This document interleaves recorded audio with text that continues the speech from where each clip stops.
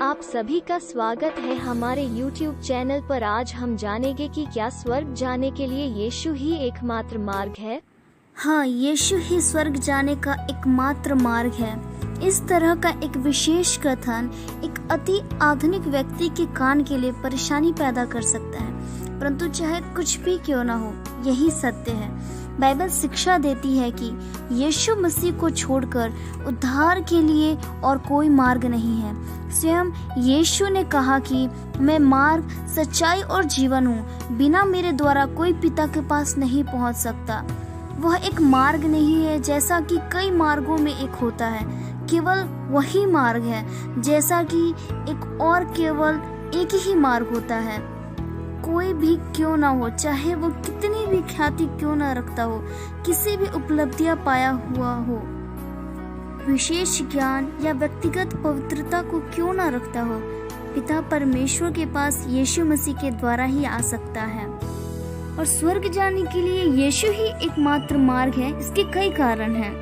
यीशु परमेश्वर के द्वारा उद्धारकर्ता के रूप में चुना गया, जैसा पढ़ सकते हैं पहला पतरस 2 अध्याय 4 वचन। यीशु ही केवल एकमात्र ऐसा व्यक्ति रहा जो कि स्वर्ग से नीचे उतरा और पुनः वहां वापस चला गया, जैसा पढ़ सकते हैं यूहन्ना 3 अध्याय 13 वचन। वही केवल एक ऐसा व्यक्ति था जिसने सिद्ध मानवीय जीवन को जिया, जैसा पढ़ सकते हैं इब्रानियों 4 अध्याय 15 वचन। वही केवल पाप के लिए बलिदान है, जैसा आप पढ़ सकते हैं पहला यूहन्ना 2 अध्याय 2 वचन और इब्रानियों की किताब 10 अध्याय 26 वाला वचन। उसी ने केवल भविष्यवाणियों को और व्यवस्था को पूर्ण किया, मत्ती 5 अध्याय 17 वचन। वही केवल एक ऐसा व्यक्ति है जिसने मृत्यु के ऊपर सदैव के लिए जय को पाया है, जैसा पढ़ सकते हैं इब्रानियों की किताब 2 अध्याय 14 और 15 वचन। वही केवल परमेश्वर और मनुष्य के मध्य में मध्यस्थ अर्थात बिचौई है, जैसा पढ़ सकते हैं पहला तीमुथियुस 2 अध्याय 5 वचन। वही केवल एक ऐसा व्यक्ति है जिसे परमेश्वर ने उसको अति महान भी किया, श्रेष्ठ किया, जैसा पढ़ सकते हैं फिलिपियों का 2 अध्याय 9 वचन। यीशु ने स्वयं को स्वर्ग के एकमात्र मार्ग होने के बारे में यूहन्ना 14 अध्याय 6वें वचन के अलावा अन्य कई स्थानों पर बोला है। उसने मत्ती 7 अध्याय की 21 से लेकर 27 में स्वयं पर विश्वास किए जाने वाले व्यक्ति के रूप में प्रस्तुत किया। उसने कहा कि उसके वचन जीवन है, जैसा पढ़ सकते हैं यूहन्ना 6 अध्याय के 63 वचन में। उसने प्रतिज्ञा की कि वे जो उस पर विश्वास करते हैं उनके पास अनंत जीवन होगा, यूहन्ना 3 अध्याय 14 और 15। वही केवल भेड़ के लिए फाटक है, यूहन्ना 10 अध्याय 7 वचन।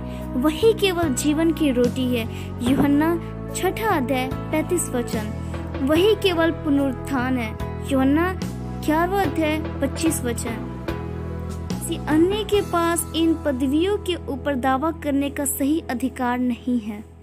प्रेरितों का सुसमाचार प्रचार प्रभु यीशु मसीह की मृत्यु और जी उठने के ऊपर केंद्रित था।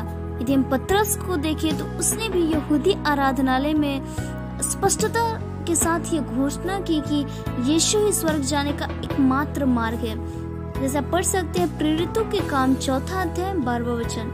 ये किसी दूसरे के द्वारा उद्धार नहीं, क्योंकि स्वर्ग के नीचे मनुष्यों में और कोई दूसरा नाम नहीं दिया गया जिसके द्वारा हम उद्धार पा सके।